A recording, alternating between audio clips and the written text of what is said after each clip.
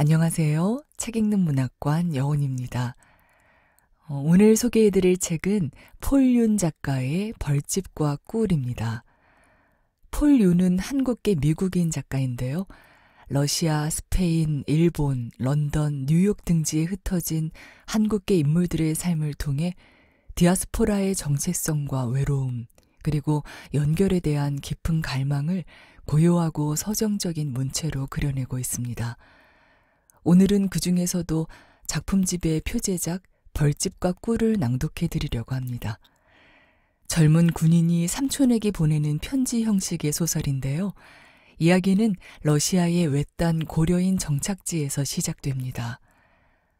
고려인 마을에서 2건의 살인 사건이 일어나게 되고 그 이후 마을 사람들에게는 기이한 일들이 펼쳐지게 되는데요. 그 고요하지만 불안하게 일렁이는 이야기의 시작. 지금 함께 들어보시죠. 구독과 좋아요, 알림 설정으로 함께 해주세요.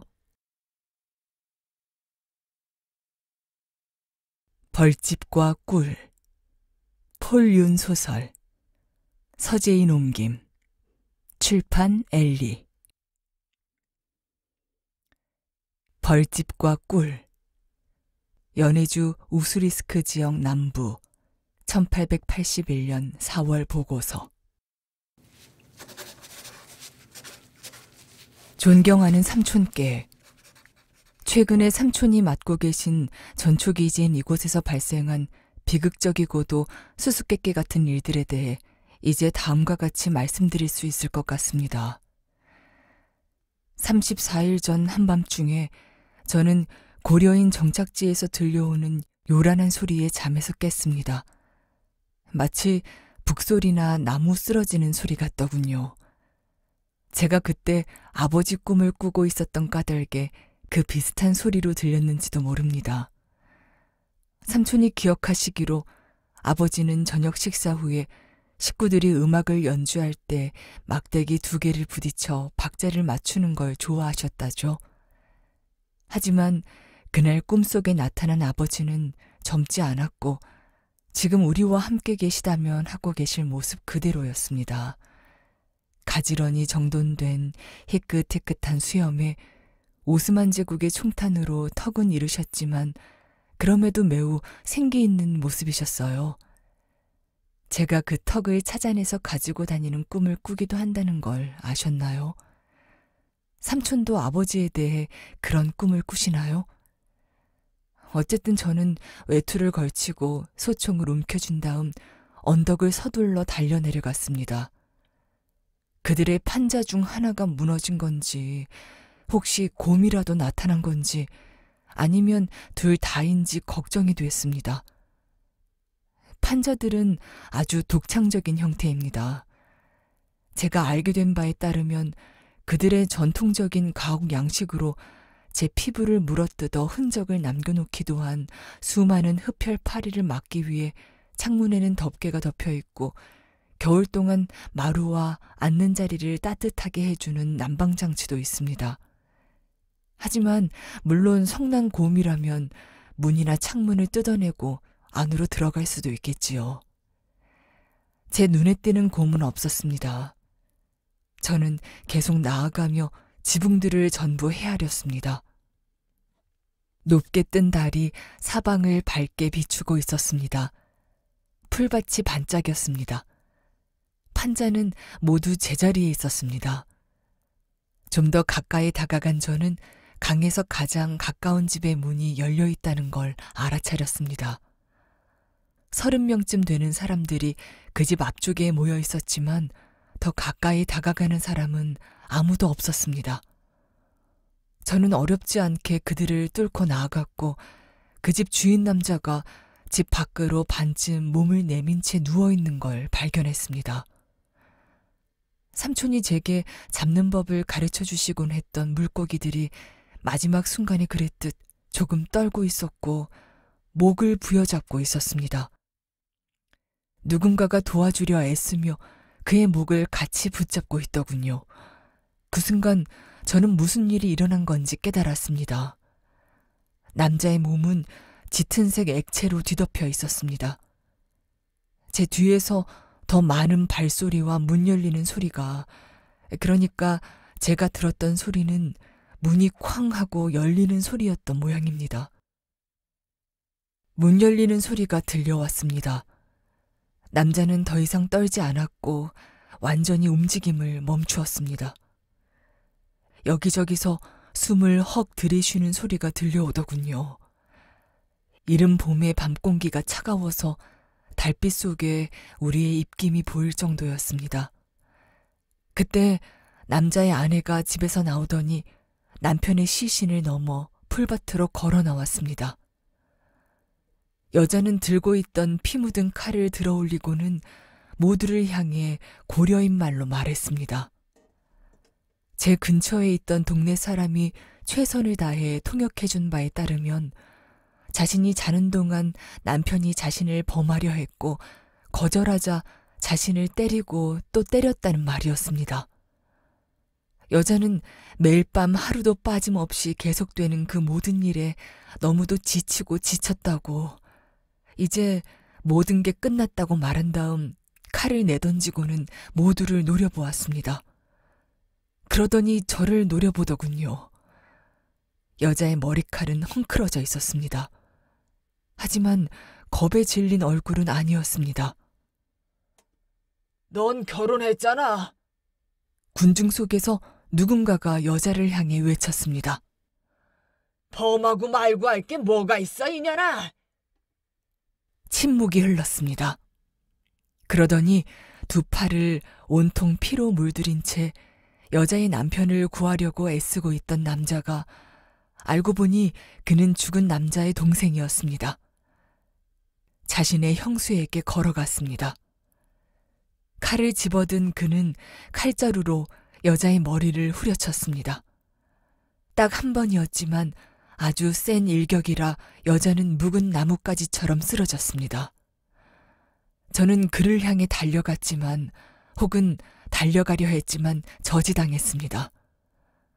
저를 저지하고 있던 남자에게 제가 이 정착지의 치안관이며 그들은 러시아의 통치하에 있다고 알려주었지만 그들이 제 말을 알아들었는지 혹은 신경이나 썼는지 저로서는 모르겠습니다. 제가 몸부림을 칠수록 그들은 저를 더욱 힘껏 붙잡았고 죽은 남자의 동생은 저를 향해 칼을 휘두르며 다가오더니 서툰 러시아어로 말했습니다. 저는 이곳의 일에 상관할 이유가 없고 이건 집안 문제라고 말입니다. 제가 누구인지 그에게 알려주자 그는 말했습니다. 엄마 저지나 빨아야 마땅한 쓸모없는 애송이 코사크놈 같으니라고. 넌 여기서 지금까지 아무 일도 안 했고 앞으로도 아무 일도 안 할 거잖아. 한마디만 더 하면 우린 이 개 같은 년한테 보여줄 맛을 내 놈한테도 보여줄 거야. 그는 이 말을 하더니 침을 뱉었고 제 소총을 빼앗은 다음 소리를 질렀습니다. 아니, 그보다는 울부짖었다고 해야 할 것 같습니다. 그는 자기 집으로 향했습니다. 그러더니 집에서 짐승을 잡는 데 쓰는 커다란 밧줄을 가지고 나왔고 한쪽 끝을 자기 형수의 목에 둘렀습니다. 밧줄의 무게와 움직임 때문에 깨어난 여자가 저항해보기도 전에 남자는 이미 여자를 강가의 나무 쪽으로 끌고 가고 있었습니다. 그 뒤의 일들은 순식간에 일어났습니다. 저는 소리를 쳤습니다. 벗어나려고 한 번 더 발버둥 쳐봤지만 저를 붙들고 있던 남자들과는 상대가 되지 않더군요. 죽은 남자의 동생은 밧줄을 가장 두꺼운 나뭇가지 위로 던져 올린 다음 내려온 밧줄을 어깨에 걸치고 강가에서 멀리로 걸어가기 시작했습니다. 여자는 우선 물속으로 끌려 들어갔고 잠깐 동안 물속에 잠겨 있다가 끌어올려졌습니다. 한순간 여자와 다시 눈이 마주쳤다고 생각했지만 이내 여자가 그저 제 너머의 어딘가를 보고 있다는 걸 깨달았습니다. 그래서 저는 눈을 돌려 죽어가는 여자의 시선을 따라갔습니다. 그곳에는 12살쯤 된 여자의 딸이 나와 있었습니다. 그럴 것 같다고 생각은 했는데 그 아이가 나중에 제게 손짓을 해서 알려주더군요. 자신은 아무 소리도 듣지 못했고 무슨 일이 일어났는지도 몰랐는데 그건 태어날 때부터 귀가 안 들렸기 때문이라고. 자신은 잠들어 꿈을 꾸고 있었다고 말입니다. 무슨 꿈을 꾸고 있었니? 저는 러시아어로 물었습니다. 울음을 멈춘 아이는 제 입술을 읽고 있었습니다. 음악. 아이는 손짓으로 그렇게 말했습니다. 현악기를 연주하는 흉내를 내면서 말입니다. 그게 시작이었습니다. 저는 결국 소총을 돌려받지는 못했지만 풀려났고 자신들을 내버려 두라는, 저는 이곳에 치안관 같은 게 아니라는 말을 들었습니다. 우릴 평화롭게 내버려 두시오. 그들은 말했습니다. 무슨 평화 말입니까? 저는 물었습니다. 그러면서 목이 베인 남자와 나무에 매달린 시신을 차례로 가리켰습니다. 하지만 저는 결국 언덕을 다시 올라갔습니다. 그러면서 가끔씩 아래쪽에 드러나 있는 광경을, 그림자와 달빛 속을 오가는 그 풍경을 내려다보았습니다. 그날 밤의 나머지 시간 내내 잠 못 들고 깨어 있었던 저는 겁쟁이일까요? 이런 일이 일어나는 걸 막기 위해 아무것도 하지 못했으니까? 제가 겁쟁이라고 생각하시나요, 삼촌? 삼촌은 몇 년 동안의 기초근무를 마친 저를 삼촌이 계신 곳에서 세상 하나만큼이나 떨어져 있는 이 외딴 지역으로 보내 새로 형성된 약 15가구로 구성된 고려인 정착지와 이 지역 전반의 상황을 보고하라고 지시하셨죠. 그리고 제가 상황이 정확히 무슨 뜻이냐고 묻자 삼촌은 대답하지 않으셨습니다. 대신에 말 한마리의 고삐를 제게 넘겨주셨는데 제가 알기로는 그건 해서는 안 되는 행동이었지요. 어떤 의미로 그런 행동을 하셨던 걸까요? 친절이나 애정의 표현이었나요? 그런 다음 삼촌은 제게 화승총 한 자루를 건네주셨고 30일이나 그 정도에 한 번씩 전령이 들러 제 보고서를 받아갈 거라고 말씀하신 다음 마지막으로 명예로운 임무를 맡아주어 고맙다고 하셨죠. 그러니 여기 제 보고서를 전해드립니다. 3번째 보고서입니다. 하지만 아직까지 전령이라고는 한 명도 오지 않았습니다. 저는 안드레이 블라빈 22살입니다. 삼촌의 조카이며 발칸반도에서 용맹하게 전사한 페트로 티모페이비치의 아들입니다. 지금은 제가 삼촌의 명령을 받들어 복무한 지 4년째 되는 해입니다. 저는 지금까지 사수로서, 검술가로서 통솔력과 서법과 작도법과 언어에서 최고 점수를 받아왔습니다. 말 한마리의 목숨을 12가지 방법으로 구할 수 있고 대피소를 지을 수 있으며 풍속을 측정할 줄도 알고 막사에 있었던 누구보다 빠르게 불을 피울 줄도 압니다. 저는 지금 벌을 받고 있는 건가요? 시신은 밤새도록 나무에 매달려 있었습니다. 그러다 아침이 되었고 저는 여자의 딸이 도끼로 밧줄을 끊어 자기 어머니의 시신을 떨어뜨리는 걸 지켜보게 되었습니다. 여자는 강물 속으로 똑바로 떨어졌고 딸은 그 다음에 무엇을 해야 할지 모르는 것처럼 잠깐 동안 가만히 지켜보았습니다. 여자의 시신은 물 위로 떠올라 뒤집히고 구르면서 강물을 따라 내려가다가 비버들이 쌓아놓은 오래된 뚝에 걸렸습니다. 그러자 딸은 자기 어머니를 끌어냈고 집 근처에 2개의 무덤을 팠습니다. 도와주는 사람은 아무도 없었습니다. 아이는 지쳤습니다. 하지만 계속 땅을 팠습니다. 저는 제복을 입고 이번에는 티모를 타고 다시 언덕을 내려갔습니다. 그러고는 제 말이 강가에서 물을 마시고 풀을 뜯는 동안 아이를 도왔습니다. 동네 사람들은 지켜보기는 했지만 아무 행동도 하지 않더군요.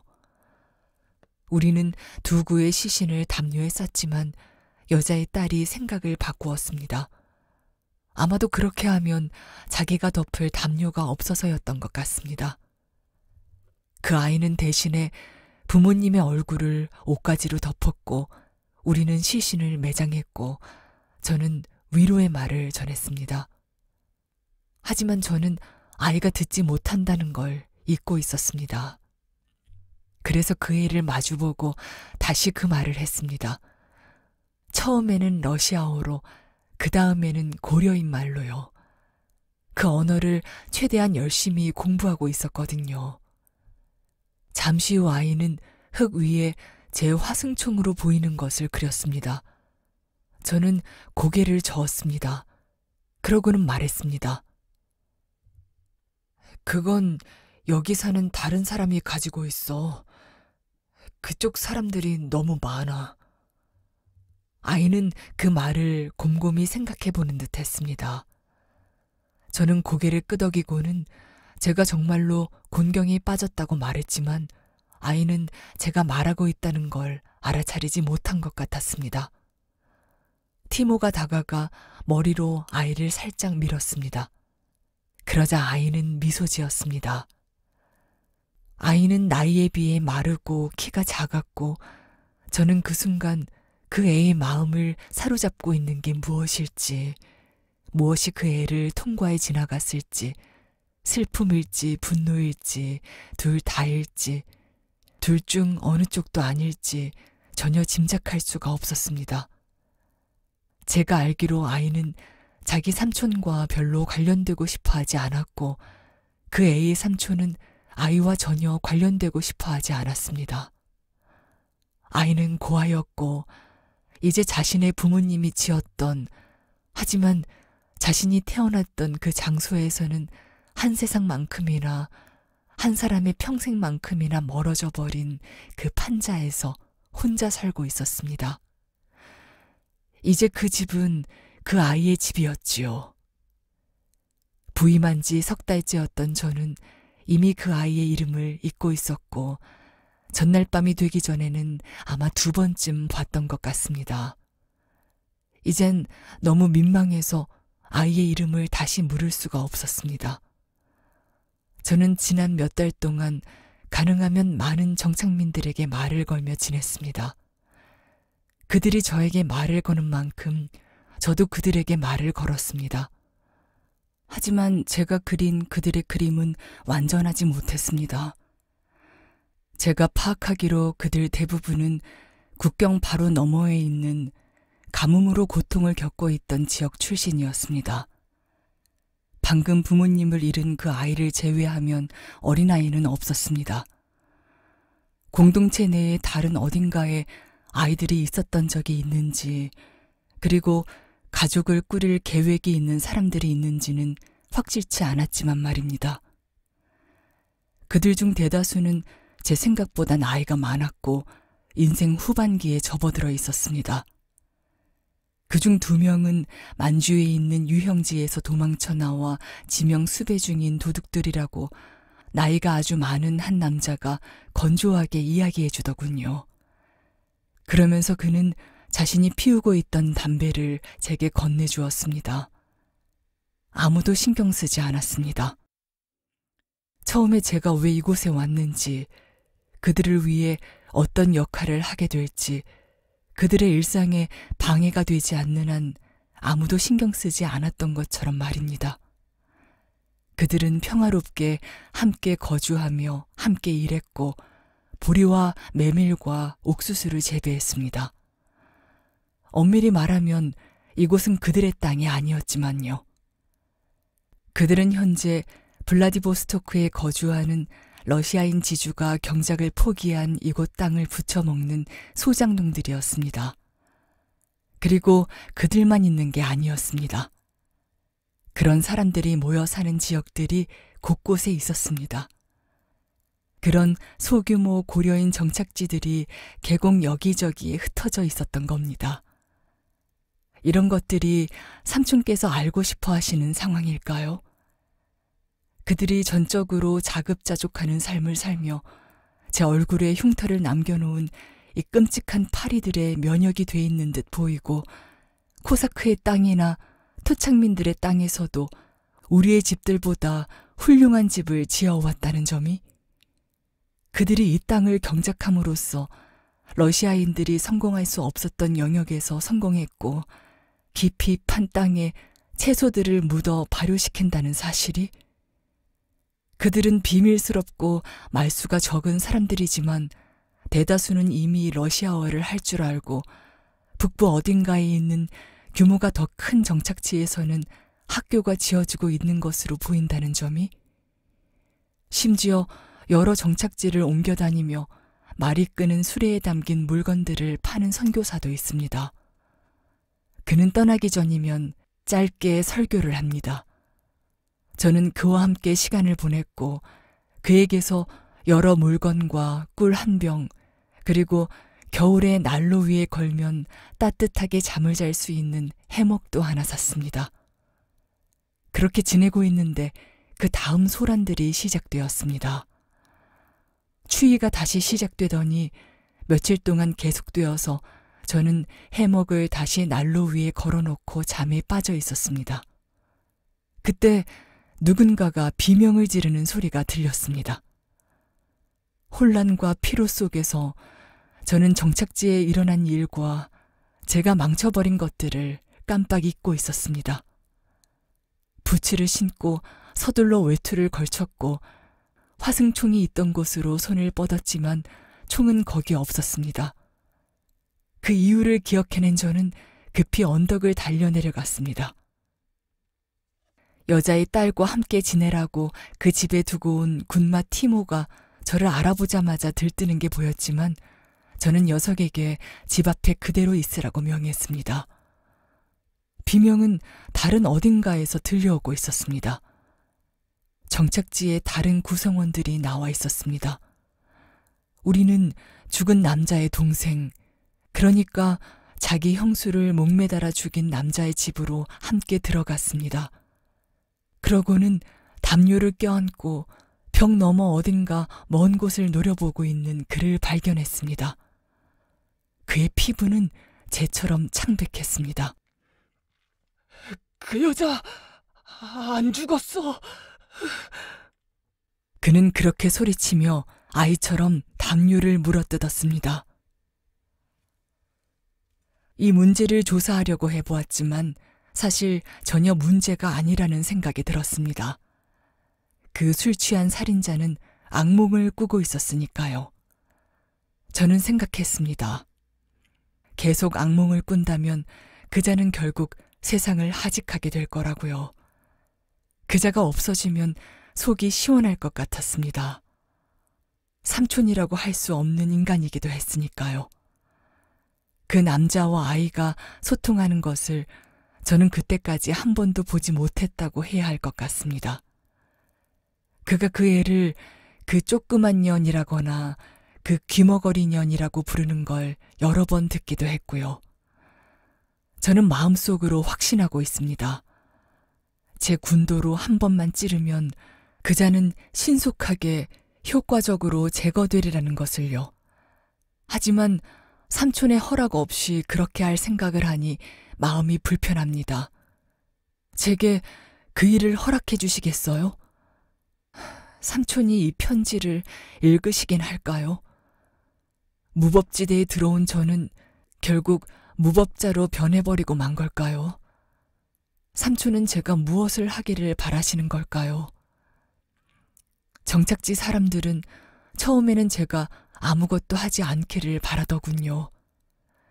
스스로 책임을 맡기로 결정한 그들은 동틀 무렵 죽은 남자의 동생을 도와 시신들을 도로 파냈습니다.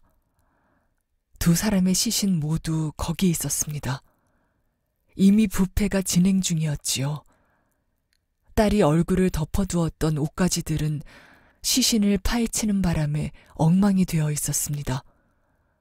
남자의 동생이 몸을 떨기 시작했습니다. 내 맹세하는데. 그가 말했습니다. 그 여자가 돌아왔어. 누가 봐도 사건은 종결된 것으로 보였습니다. 모두가 일터로 돌아갔습니다. 이번에는 다른 집에서였습니다. 또 다른 남자가 담요를 껴안고 벽을 노려보며 소리를 지르고 있었습니다. 제발, 제발, 제발, 이럴 리가 없어. 농부 중 한 명이 정확히 뭘 봤는지 묘사해보라고 하자 남자는 불꽃처럼 환하게 타오르는 어떤 여자가 복수심을 가득 품은 채 자신을 향해 다가오다가 사라져버렸다고 했습니다.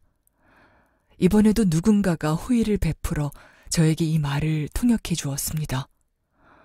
저는 복수심이 어떻게 사람 눈에 보일 수 있는지 묻고 싶었지만 입을 다물었습니다. 그러고는 누군가가 잔인한 농담을 하고 있다고 생각했습니다. 아니, 어쩌면 전혀 잔인하지 않은 농담일지도 모른다고요. 사실 전 그 농담이 아주 마음에 들었거든요. 인상적이었지요. 속이 시원했습니다. 저는 그들이 자신들이 만든 최악의 하는 빵을 너무 많이 먹고 죄책감이 초래한 집단 망상에 빠져 있을 가능성 또한 고려해 보았습니다. 그들은 자기 방어를 하던 여자를 벌하고 강간범 편을 든 셈이니까요. 그들이 이야기를 계속하는 동안 저는 몰래 빠져나가 여자의 딸의 집으로 향했습니다. 티모가 현관문 옆에서 보초를 서고 있었습니다. 저는 녀석의 얼굴에 제 얼굴을 부볐습니다. 그러고는 문을 살짝 열었습니다. 잠옷을 입은 소녀가 깊이 잠들어 있는 게 보였습니다. 아이의 머리칼은 마룻바닥 위에 부채처럼 펼쳐져 있었고 방 안은 어질러진 흔적 없이 평온했습니다. 오늘은 소녀의 부모님이 사망한 지 35일째 되는 날입니다. 정착지의 거의 모든 구성원이 자신들이 유령이라 부르는 존재의 방문을 받았습니다. 남편은 한 번도 나타난 적이 없었습니다. 언제나 아내 쪽이었지요. 그들은 그 여자를 정확히 똑같은 방식으로 묘사합니다. 움직이는 빛, 분노에 찬 모습, 그리고 키와 생김새는 목매달려 죽은 그 여자와 똑같다고 말이지요. 그 현상이 오래 지속되는 바람에 아마 다른 정착지들까지 이야기가 퍼진 모양입니다.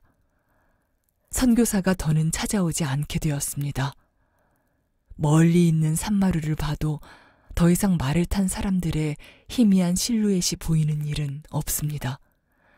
심지어는 곰들조차 이 땅에 발을 들이려 하지 않는 것 같습니다. 오직 새들만이 계속 찾아옵니다. 수백 마리가요. 새들은 조용히 있다가 무언가에 놀란 것처럼 강가의 나무에서 확 날아오릅니다. 마치 나뭇가지들이 한꺼번에 폭발하는 것처럼 말입니다. 제가 이 근무지로 떠나던 날 삼촌께서는 이렇게 말씀하셨지요. 무법자들을 경계하고 두려워하거라. 이곳에 무법자들이라고는 없습니다. 한때는 있었는지도 모르겠지만요. 아마 언젠가는 다시 나타날 수도 있을 겁니다. 하지만 지금은 오직 우리뿐입니다. 이제는 아시겠지요? 우리는 공포 그 자체가 되어버린 것 같습니다. 정착민들은 눈을 감는 게 두려워 잠들지 않으려고 애를 씁니다. 정착지에서는 교대로 보초를 서게 되어 밤이 되면 모두들 번갈아 가며 순찰을 돕니다. 그래도 소용없습니다. 언제나 누군가는 그 여자를 봅니다. 그 현상이 오래 지속된 나머지 이제 몇몇 사람은 여자를 2번 이상 본 경험이 있습니다. 그들은 이 유령에 관해 논의하기 위해 일종의 협의회를 만들었습니다. 하지만 제가 추측하기로는 이 땅과 그들의 주거지와 관련된 다른 문제들 역시 의논하려는 것 같습니다. 이렇게 두 가지 방향으로 진행되는 대화가 저는 흥미롭습니다. 사람들은 현재의 상황을 해결하기를 원하지만 그와 동시에 유령과는 별개로 이곳에서의 미래라는 끝없는 걸림돌 또한 극복하고 싶어 합니다. 이 모든 것에도 불구하고 그들은 단호하게 미래로 뛰어들 준비가 되어 있는 것처럼 보입니다. 이런 어수선한 나날들 속에서 어느 순간 제 화승총이 사라졌습니다. 죽은 남자의 동생이 와서 제가 그 총을 다시 가져갔다고 비난했기에 그 사실을 알게 되었습니다. 저는 하마터면 칼에 손을 뻗을 뻔했습니다. 하마터면 칼을 휘두르고 그자가 제게 했던 것처럼 그자에게 칼을 겨눌 뻔했습니다. 저는 원한다면 제 집을 확인해 보라고 했지만 그자는 두 팔을 내저으며 걸어가더니 뒤를 돌아보았습니다.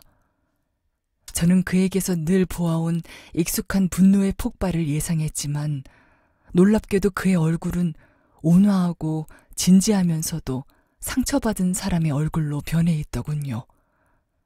그는 차분하게 말했습니다. 부탁이니 우리를 그냥 놔둬줘요. 우리는 아무도 원치 않고 관심도 없는 땅에서 살아보려고 애를 쓰고 있어요.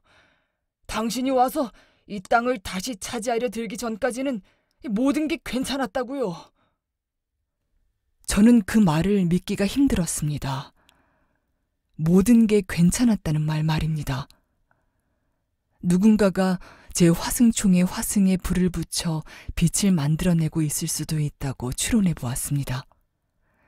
여기에는 인상적인 속임수가 개입해 있다고 말입니다. 하지만 그게 누굴까요? 저는 이곳에 처음 왔을 때 그랬듯 저와 이야기하는데 호의적인 사람들과 요령껏 이야기를 나누기 시작했습니다. 하지만 이 현상이 초자연적인 일이라고 믿지 않는 사람은 드물더군요. 그들은 자신들이 그 여자의 죽음에 관여한 것에 대한 벌을 받고 있으며 이제 그것이 세상의 순리라고 믿고 있습니다. 그래요. 우린 비명을 지릅니다. 그들은 말합니다. 잠을 못 자고요. 그럼에도 내일이란 게 있지 않겠습니까? 저는 그들에게 유령이 나오는 장소는 떠나야 하지 않겠느냐고 묻고 기꺼이 다른 땅을 물색해 보겠다고 제안하고 그들 모두 과거의 다른 어딘가를 떠나 성공해 본 사람들 아니냐고 묻습니다. 제가 이 모든 걸 물을 때면 그들은 하나같이 300년 전 일본이 침략해온 일을 그리고 사찰들과 선교사들과 유럽에서 온 배들의 역사를 이야기하며 유령 따위는 아무것도 아니라고 말합니다. 그들은 이렇게 말합니다. 그래요. 우린 비명을 지릅니다. 잠을 못 자고요. 그런다고 우리가 죽진 않습니다. 그런데 왜 떠나야 한단 말입니까? 당신이 치안관이지 않습니까? 그들은 결국에는 이렇게 말합니다. 그 유령을 없애주세요. 지금까지 이 현상을 경험하지 않은 사람은 오직 두 사람, 저와 그 여자의 딸뿐입니다. 정착지 사람들은 이것이 이치에 맞는다고 생각합니다. 어머니가 자기 딸에게 혹은 자신을 옹호하려 했던 유일한 사람에게 나타나 괴롭힐 이유가 뭐가 있겠습니까? 저를 범인으로 여기는 사람은 아무도 없어 보이고 여기에는 그럴 만한 명백한 이유들이 있습니다. 하지만 여자의 딸을 범인으로 여기는 사람이 아무도 없어 보인다는 사실은 제게 의문을 자아냅니다. 그 아이의 키와 머리 길이가 어머니와 다르다는 건 저도 압니다. 하지만 어쩌면 그 애가 외모를 바꾸는 어떤 방법을 찾아내 정착지 사람들이 그 애를 어머니라고 믿게 만든 것인지도 모릅니다. 그것도 가능한 일이지요. 아무도 그 애에게 말을 걸려 하지 않습니다. 그 애가 자신의 작은 땅에서 혼자 일을 하려고 혹은 부모님의 무덤에 찾아가려고 지나갈 때에도 아무도 아른 척을 하지 않습니다. 언제나 이런 식이었을까요? 이 모든 세월 내내 제가 오기 훨씬 전부터 그들은 차별의식 속에서 그 아이의 지성과 성숙함을, 그리고 그 애가 한 달 사이에 부모님 두 분을 모두 잃었다는 사실을 보지 못하게 되어버린 것일까요? 설령 그 애가 그들을 괴롭히고 있다고 해도 저는 그 애를 비난하고 싶지 않습니다. 하지만 그 애는 얼마나 오랫동안 그런 행동을 하려는 걸까요? 저는 적절하다고 여겨지는 방식으로 그 이야기를 꺼내보려고 여러 번 시도해봤지만 매번 실패했습니다. 그래서 어느 날 오후 그 애가 티모를 이끌고 제 근무지로 걸어왔을 때는 무척 놀랐습니다.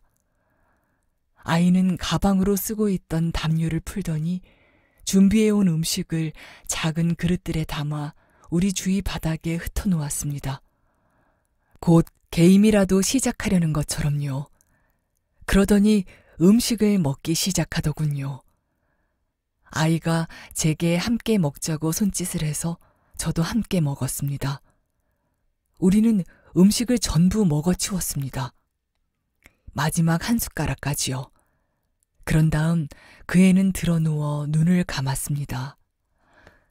저는 그 애를 쿡 찌르고 해먹을 가리켰고 그 애는 해먹에 올라가 누웠고 저는 그 아래에 불을 피웠습니다. 그 애는 잠이 들었습니다. 저는 바닥에 드러누워 아이의 숨소리를 들으며 저 애는 자기 숨소리를 들어본 적이 한 번도 없겠구나 하고 생각했습니다. 들을 수 없는 사람에게 심장 박동이란 뭘까요? 호흡이란 뭘까요? 아버지는 마지막 숨을 쉬기 전에 자기 숨소리를 들으셨을까요? 그때 윙윙거리는 소리가 제 머리 위를 스쳐갔습니다. 저는 잠깐 동안 몸을 긴장시키고 그 여자가 이 집안 처음으로 나타나기를 기다렸지만 소리의 정체는 그저 안으로 들어오는 데 성공한 벌 한 마리뿐이었습니다. 저는 무언가의 냄새를 맡은 벌이 여기저기 날아다니는 걸 지켜보았고 벌은 제가 오늘 마지막으로 남은 꿀을 넣어 마셨던 찻잔 속에 내려앉았습니다. 오늘이 제 22번째 생일임을 제가 조용히 깨달은 건 그때였습니다. 아이는 그걸 알고 저를 찾아와 식사를 함께 한 것일까요? 그건 불가능한 일입니다. 나는 아무것도 모르는구나. 그 순간 그런 생각이 들었습니다. 저는 불과 말들을 다룰 줄 알고 글을 쓸 줄 알고 아버지가 그립습니다. 이 일이 언제 끝날지, 그리고 한 계절 뒤에, 1년 뒤에, 10년 뒤에 이곳에 무엇이 있게 될지 궁금해하고 있는 지금 또 다른 누군가의 비명이 들려옵니다. 소녀는 해먹에서 몸을 뒤척이고 저는 불을 더 지핍니다. 밤이 깊었습니다. 다음날 아침 일찍 소변을 보려고 밖으로 나가보니 농부 몇 명이 와 있었습니다. 여자 1명과 남자 3명이었습니다. 여자는 러시아어로 말을 했고 남자 1명이 다른 사람들을 위해 통역을 했습니다. 여자는 저를 향해 고개를 젓더니 제가 아이와 동침하는 역겨운 인간이라고 살해당한 남자와 조금도 다를 바가 없다고 말했습니다. 여자는 말했습니다.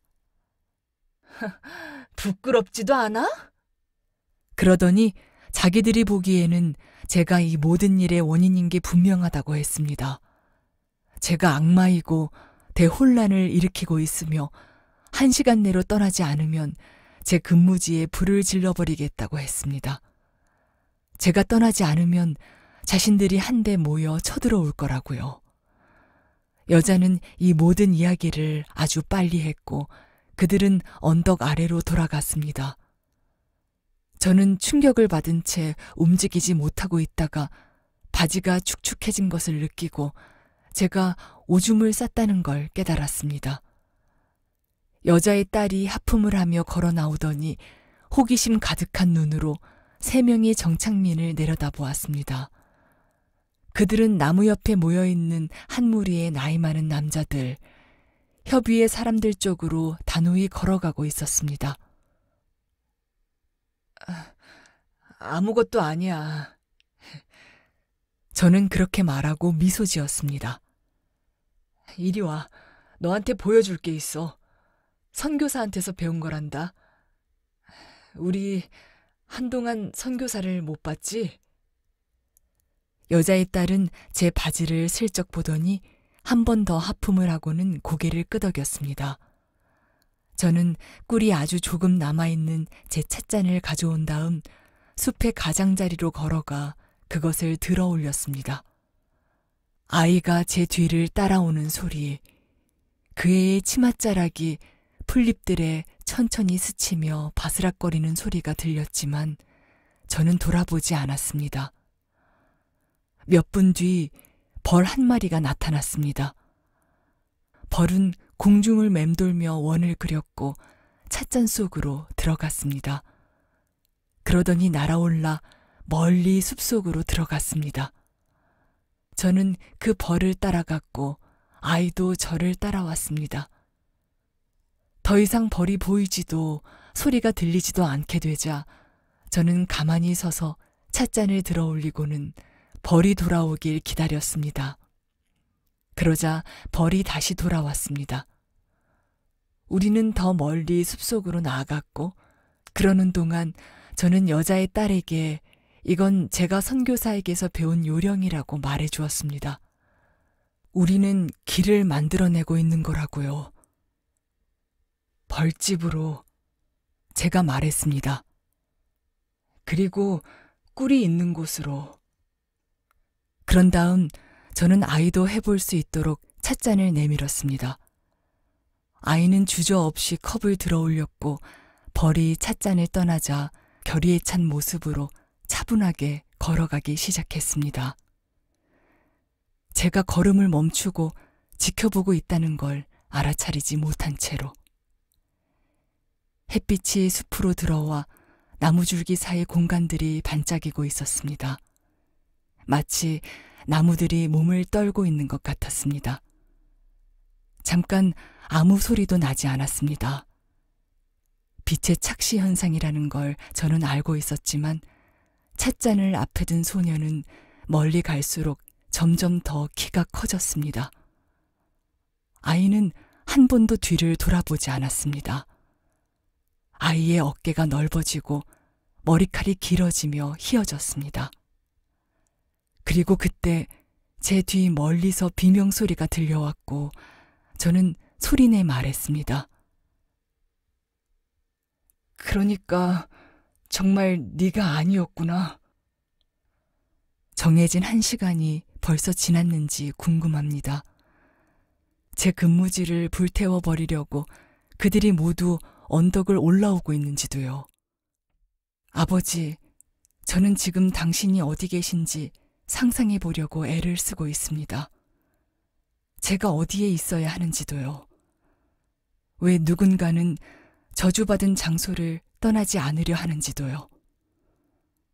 아이는 이제 멀리 있습니다. 온통 햇빛으로 둘러싸인 채 아주 조금만 보일 뿐입니다.